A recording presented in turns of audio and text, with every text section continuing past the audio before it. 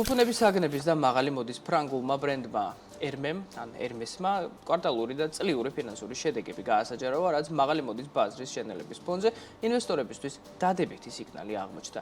გასული წლის ბოლო 3 თვეში Hermesმა შემოსავალი 17.6%-ით გაზარდა და 3 მილიარდ 960 მილიონი ევრო მიიღო, როცა წლის ჭრილში კომპანიას 15 მილიარდ 200 მილიონი ევროს გაყიდვები ჰქონდა, რაც თითქმის 15%-იანი ზრდაა. პროგნოზირებულზე უკეთესი შედეგების გასაჯაროების შემდეგ Hermesის აქციების ფასმა 4.2%-ით იმატა. როგორც ფრანგულ კომპანიაში ამბობენ, შედეგი, რომელიც Hermesმა ეკონომიკურად და გეოპოლიტიკურად რთული წლის მიუხედავად დააფიქსირა ფუფუნების საგნების ბრენდის სიძლიერეზე მეტყველებს.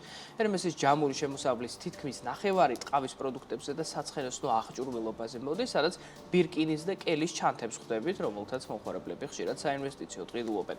გასული წლის ბოლო კვარტალში ამ მიმართულების გაყიდვებმა თითქმის 22%-ით იმატა. ბოლო 1 წელიწადში მაღალი მოდის კომპანიების აქციების ფასმა საფონდო ბირჟაზე მკვეთრად იკლო. არ დაიყო დრო თანაც არც თუ ისე შორეულ წარსულში, როცა ბერნარ არნოს კონგლომერატი LVMH მსოფლიოს ერთ-ერთი ყველაზე ძვირადღირებული კომპანია იყო, თავად ფრანგი ბიზნესმენი კი პლანეტის უმდიდრესი ადამიანი. დღეს LVMH-ის საბაზრო კაპიტალიზაცია 371 მილიარდ დოლარამდე არის შემცირებული და ევროკავშირში ის პირველი, მსოფლიოში კი 26-ე ყველაზე ძვირადღირებული კომპანია. კომპანიის აქციის გაუფასურების ფონზე იკლო ბერნარ არნოს პირადი ქონების შეფასებებიც, რომელიც ამ დროისთვის 197 მილიარდი დოლარის ტოლია.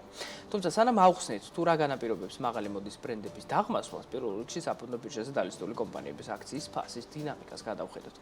ერთწლიან პერიოდში საფონდო ბირჟაზე დალისტული დიდი 4-ეულის, მათ შორის Burberry-ის, LVMH-ის, Christian Dior-ის და Kering-ის აქციების ფასები საკმაოდ მკვეთრად არის შემცირებული.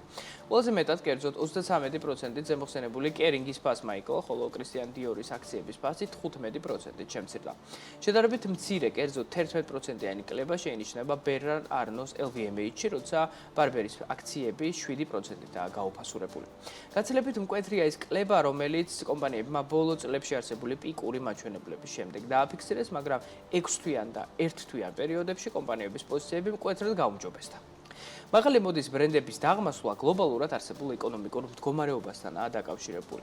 ბოლო წლებში კაპიტალი ისტორიულად გაძვირდა. იმ დროს, როცა მონეტარული პოლიტიკა მკაცრდება, სესხებს ცენტრალური ბანკიდან სახსრების მოზიდვა უძვირდებათ, რაც ცხადია ბანკის მიერ მომხმარებლებისადმი გაცემული სესხის ფასზეც აისახება. ანუ მარტივად რომ ვთქვათ, მოქალაქეებს სესხი უძვირდებათ.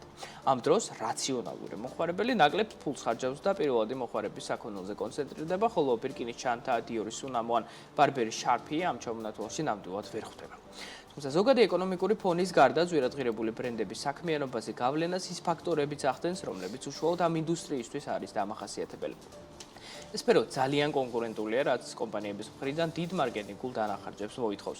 ამ მიმართულებას მართალია შედარებით იაფი მუშახელი და წარმოების ხარჯების ოპტიმიზაცია ფარავს, მაგრამ მაშინ, როცა გლობალური მიწოდების ჯაჭვში პრობლემები ჩნდება, კომპანიების ხარჯები გარდაუვლად იზრდება. ბოლო პერიოდში სწორედ ამ დინამიკას ხვდებით, რომელსაც უკეთის კომპანიები შეხვდნენ, რომელთა პორტფოლში ერთბაშად რამდენიმე ბრენდს ხვდებით, რაც დივერსიფიკაციის საშუალებას აძლევს კომპანიას. თუმცა მაღალი მოდის ბრენდების დაღმასვლას კიდევ ერთი მნიშვნელოვანი ფაქტორი განაპირობებს, რომელიც არც მეტი არც ნაკლები ერთ ქვეყანას, ჩინეთს უკავშირდება. ჩინეთის სიდიდით მსოფლიოს მეორე ეკონომიკა, ანუ თავად სახელმწიფო მდიდარია, მაგრამ შეძლებული სახელმწიფო არ ნიშნავს, რომ მოქალაქე, რომელიც ამ ქვეყანაში ცხოვრობს, ასევე შეძლებულია. ჩინეთის შემთხვევაში ბოლო დეკადების განმავლობაში ეს სწორედ ასე იყო, მაგრამ შემდეგ ჩინეთის საშუალო ფენა იმდენად გამდიდრდა, რომ გარკვეული ინდუსტრიები ჩამოიკიდა და ფუფუნების საგნების სექტორი ერთ-ერთი მათგანია. მაღალი მოდის ბრენდები ჩინეთში განსაკუთრებულად უყვართ და მათ საყიდლად ფული არ ენანებათ, მაგრამ ეს სიყვარული მანამ არსებობს და მანამ ხვდებით მას, სანამ ჩინელები ბირკინის ჩანთებს საყიდლად საკმარისი ფული აქვთ.